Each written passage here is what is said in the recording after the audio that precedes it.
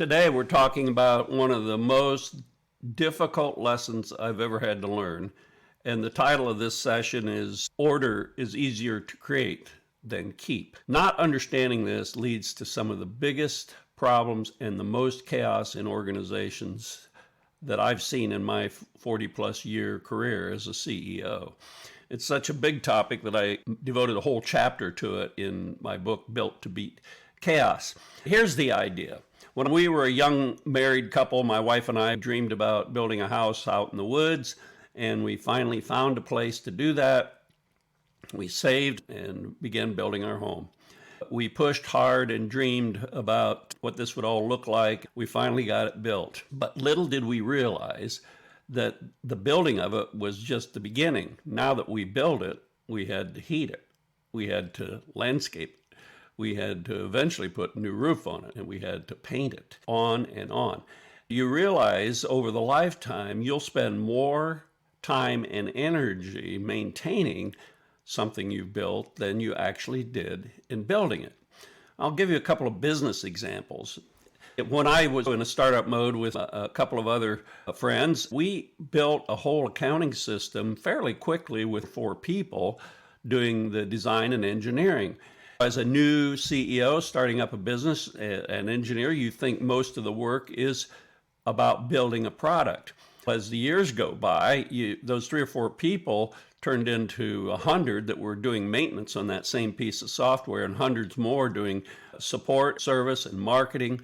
In the end, we ended up with at least 4 to 5 times as many people working on supporting the thing that we had built in the first place. What are the consequences of this, of getting this wrong? We see in larger organizations, they will initiate some kind of project to change or fix something, build a new product line, or some change initiative. They put all this energy in getting the change made, but don't realize that once they've created this thing, that it's going to take energy to maintain it. And not realizing the amount of energy it's going to take to maintain it means that they start something else.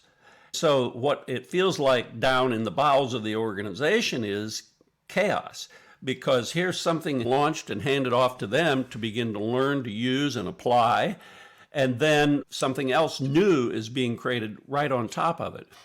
So frequently, leaders attempt to start too many things and don't allocate the resource to finish, sustain, and make it become integrated into the organization, into its culture. So what is it that you do about it? Number one, the biblical wisdom of this is that when you undertake something, count the cost. Figure out why it is that you're doing it.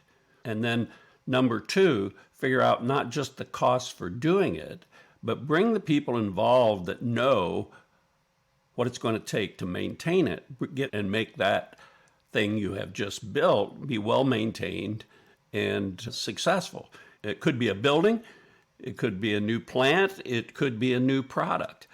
But get people involved who understand the downstream impact of the thing that you have created.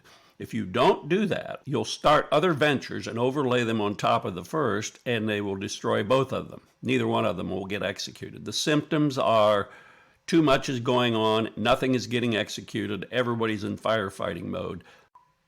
So when you see these kind of symptoms, many times the root cause of this is the failure to understand the cost of maintaining and sustaining change. It leads to too many things being put into the pipeline and none of them being finished well.